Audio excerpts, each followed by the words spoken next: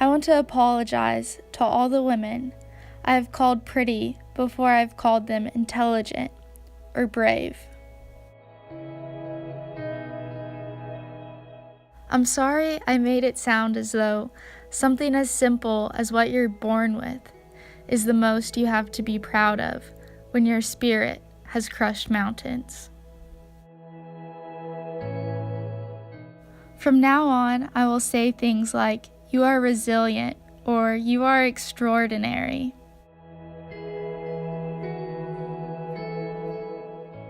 Not because I don't think you're pretty,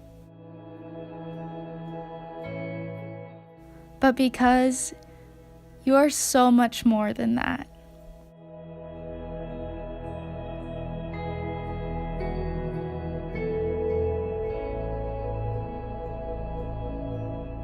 To me, this poem means what I see not only as a woman, but as growing up and even as in my adult life.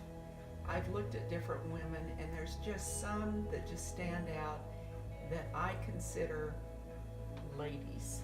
And it's not necessarily that they're beautiful on the outside. They can be, and many are, but they're also beautiful on the inside. It's how they treat others, how they care about others, the things that they do, the way they carry themselves.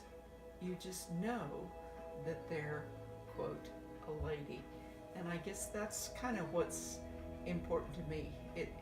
And that pretty isn't necessarily the most important part about a woman.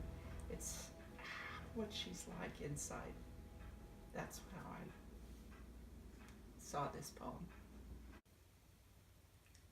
When I read this poem for the first time, I found it to be very inspiring. I myself was the first in my family to go to college, and being the only one to go, I was a female. That was completely unheard of. And when I read this, I think of that time of my life and how I had to jump out and be that person, and it's so powerful to read what Ruby has written on being resilient and extraordinary, and it is so true.